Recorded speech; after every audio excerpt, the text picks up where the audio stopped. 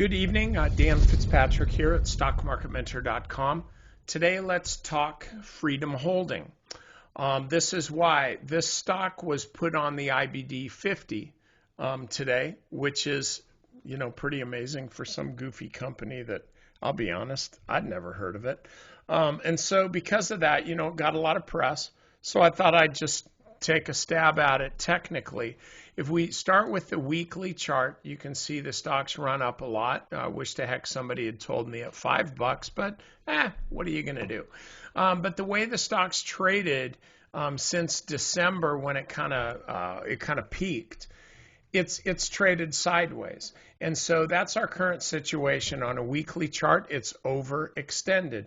Now we look at the daily chart, and you can see in this way, it doesn't feel overextended. In the weekly chart, it does. Look at where it is relative to the 200-day or 40-week moving average. Here, it just looks like it's traded sideways for quite a while and has allowed the 200-day moving average to move up. While the stock has been trading sideways, it kind of started right about here. So it's been trading sideways since here.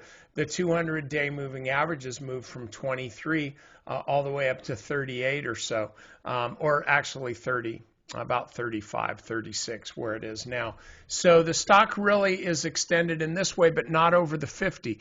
And so what I would suggest doing is this. This is pretty easy analysis.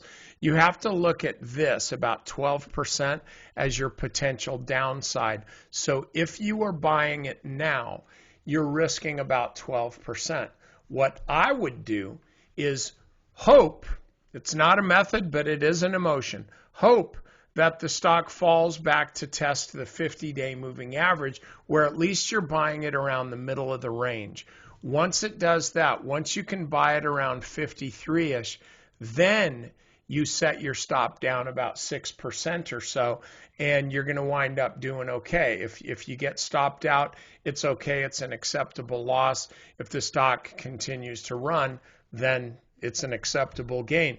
The other thing is, if the stock runs above $60, if it breaks out above this level, then that's a confirmation of the uptrend, of the breakout, of the consolidation, and you're probably going to see the stock go a lot higher from there. So anyway, that's all I got. I'll talk to you later.